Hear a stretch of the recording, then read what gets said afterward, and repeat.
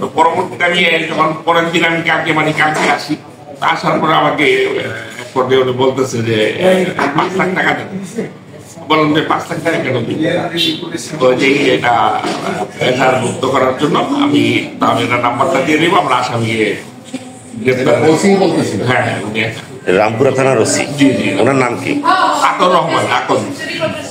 তারপরে তখন আমি বলি যে না, এটা তো আমার 5 লক্ষ টাকা দেওয়া তো আমার পক্ষে সম্ভব না। উনি এখানে যেহেতু কাজ করে, আমি ওনার অ্যাবসেন্স ওনার একজন ম্যানেজারের দায়িত্ব পালন করি, জাস্ট আমি এই কথাটুকু তো ওনারা পোষায় দিতে পারবো। তখন বলে যে আমি টাকা দিয়ে কোনো কাজ করবো না, আমার বাড়িতে যে ঘটনা ঘটছে, ওখানে পুলিশ গেছে আসছে, অনেক ভিডিও হয়েছে অনেক। তো এই অবস্থার মধ্যে আমি টাকা দিয়ে কেন কাজ করবো? আমার ঘটনা সত্য ঘটনা। ঘটনাটা কি হয়েছিল? ঘটনা হচ্ছিল আপনার, ওরা আইন শৃঙ্খলা দেশের সরকারের পতনের পরের যে একটা অবস্থা যখন ঘটে, যখন মানে পুলিশের ভূমিকাটা খুব নিষ্ক্রিয় ছিল, কোনো কাজ তারা করছিল, আমরা কোনো আইনি সহায়তা পাইনি। ঠিক সেই মুহূর্তে আপনার এই উল্লেখিত নাম যাদের বলা হয়েছে, আমি যে আলমগীর হোসেন জীবন, বাবু, হারুন, তারপরে রিপন,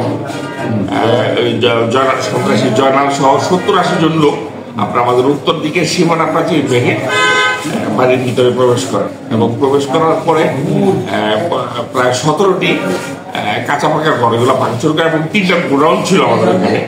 গোডাউনে উল্লেখ করি, গোডাউনের মধ্যে আপনার প্রায় 3 কোটি টাকার মতো ইন্ডাস্ট্রিয়াল প্রোফাইল দিয়ে টিন যাকে বলে, অনেক দামি আর কি। একটা টিনের দামি প্রায় 7-8 হাজার টাকা। প্রোফাইল ইন্ডাস্ট্রিয়াল টিন, ওই টিন সহ 3 কোটি টাকা আনুমানিক, এবং 1 লক্ষ টাকার 1 কোটি টাকা প্রায় ক্ষতি সাধন করে তারা নিয়ে চলে যায়। এবং যাওয়ার সময় যে আমাদের বাড়িতে কেয়ারটেকার ছিল, তাকে আপনার আগেই রাতেই মানে তাকে ভয় দেখে পাঠিয়ে দেয়। তো তার মেয়ে ছিল, ছোট মেয়ে, ওই ঘটনাটা ওই আর আপনার মালিককে জানায়। এই ঘটনায় আপনি মামলা করতে গিয়েছেন? হ্যাঁ, তখন এই ঘটনাটাই আমি মামলা করতে গেছি। তারপরে হ্যাঁ, তারপরে এই এইভাবে 5 লাখ টাকা